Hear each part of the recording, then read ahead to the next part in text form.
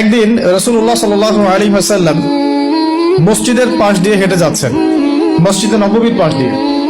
তখন সাহাবায়ে কেরাম রাদিয়াল্লাহু আনহুম আজমাইন তারা মসজিদের মধ্যে বসে একটা বিষয় নিয়ে কথোপকথন করছিলেন।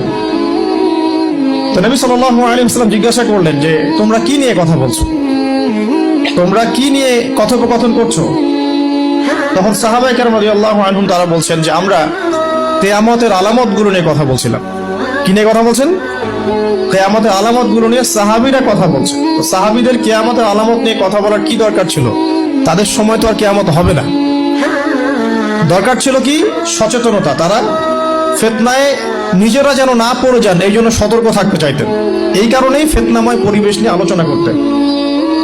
তো নবী সাল্লাল্লাহু আলাইহি ওয়াসাল্লাম তখন বললেন, দেখো, যতদিন পর্যন্ত 10টা আলামত প্রকাশ হচ্ছে না ততদিন পর্যন্ত কিয়ামত হবে না। কয়টা আলামত? 10টা। নবী সাল্লাল্লাহু আলাইহি ওয়াসাল্লাম প্রথমে বললেন 2 নাম্বার হচ্ছে ইয়াজুজ এবং মাজুজ। এর আদম সন্তান পৃথিবীতে বের হবে এবং পুরো পৃথিবীটা ম্যাসাকার করে ছেড়ে দিবে।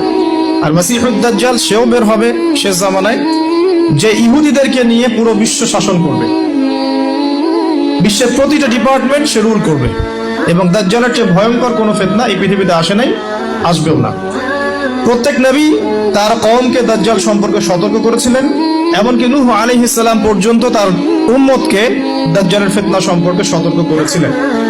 নবী সাল্লাল্লাহু আলাইহি ওয়াসাল্লাম বলেছেন যে তোমরা যদি সূরা কাহাফ তেলাওয়াত করো, প্রত্যেক জুমার দিন সূরা কাহাফ তেলাওয়াত করো, অথবা সূরা কাহাফের প্রথম 10টা আয়াত শেষ 10টা আয়াত মুখস্থ রাখো, ইনশাআল্লাহ তাআলা মাসিহুদ দাজ্জাল তোমাদের কোনো ক্ষতি করতে পারবে না।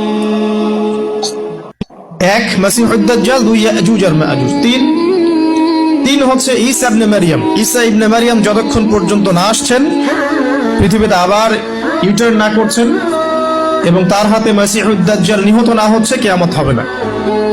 4 দাব্বাতুল আরদ, অর্থাৎ পৃথিবীর ভিতরে একটা প্রাণী আছে, মাটি ফেরে এই প্রাণীটা বের হবে কিয়ামতের আগে আগে, এবং এই প্রাণীটা মানুষের সাথে কথাবার্তা বলবে, কথা বলতে পারা প্রাণী। এ যতক্ষণ বের হচ্ছে না কিয়ামত হবে না ইনশাআল্লাহ তাআলা।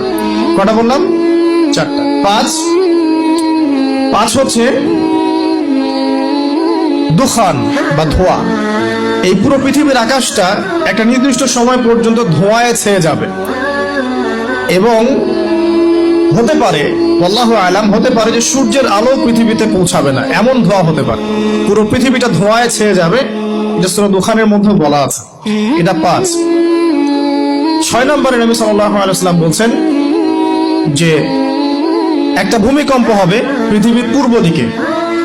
পৃথিবীর পূর্ব দিক মানে এই যে ভারত, পাকিস্তান, বাংলাদেশ, শ্রীলঙ্কা, ইন্দোনেশিয়া, ঠিক আছে, এই সিঙ্গাপুর, এই যে কন্টিনেন্ট, মালয়েশিয়া, এটা পৃথিবীর পূর্ব দিক। এদিকে একটা ভূমিকম্প হবে। তারপরে 7 পৃথিবীর পশ্চিমে একটা ভূমিকম্প হবে। পশ্চিম মানে বোঝেন না?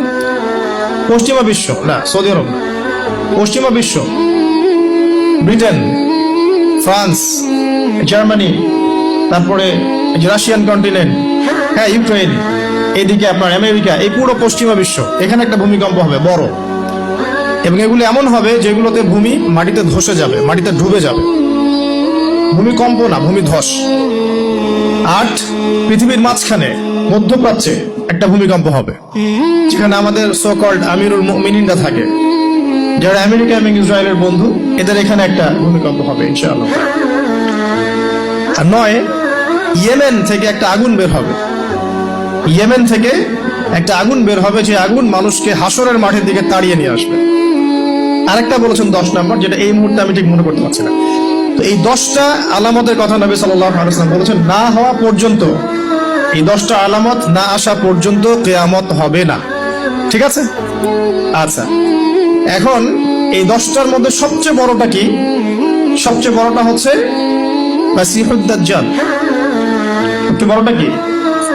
ও 10 নম্বরটা মনে পড়েছে, আলহামদুলিল্লাহ।